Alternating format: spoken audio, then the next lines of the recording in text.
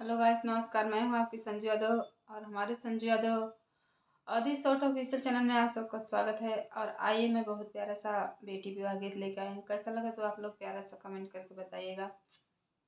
और आइए सुनिए। पूरबू के देशवा से अवये कब भना हो हाथवा हर दिया क गठरे ललनवा।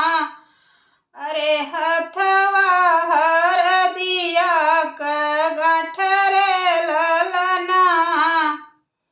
आओ रे बभना बैठा चनना पीढ़ैया।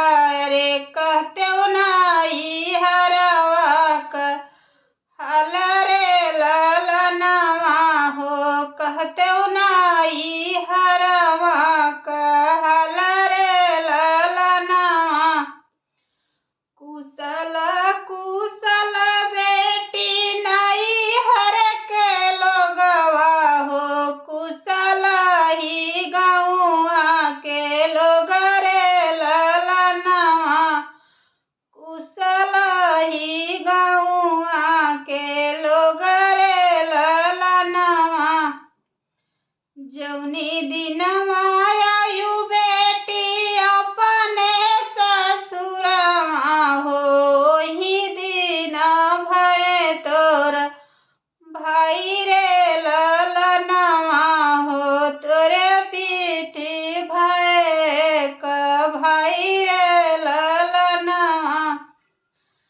मचिया बैठिया सासु बढ़ई तीन सुन सासुअर हमार रे ललनवा।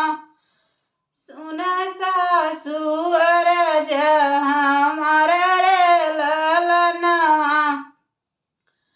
चितरी सड़िया मांगायु मोरी सासु। भैया के बरियते हम जब रे ललनवा। भैया के बरियते हम जब रे ललनवा। भैया के आंगनवा ले लवंगा क पेड़वा। रे सड़िया बझनी फहराई रे ललनवा। सड़िया बझनी फहराई रे ललनवा।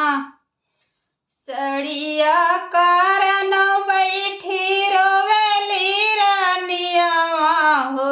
कैसे जाबई ससुरे के देश रे ललनवा। कैसे जाबई ससुरे के देश रे ललनवा।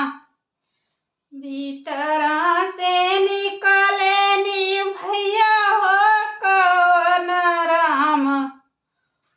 काहे बहिनी सड़िया क सोच रे ललनवा हो। काहे बहिनी सड़िया सोच रे ललनवा। जोड़े जोड़े सड़िया खिनैबै हमारी बहिनी हो। तब जायु ससुरे के देश रे ललनवा। जोड़े जोड़े सड़िया खिनबै हमारी बहिनी हो। तब जायु ससुरे देश रे ललनवा।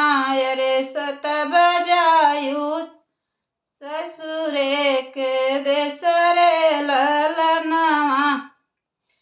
एतनी बचन सुनी बोलली ना भौजी हो। एतनी बचन सुन बोलली हो भौजी हो। रुपिया ना पैसा एक बाटे रे नदिया।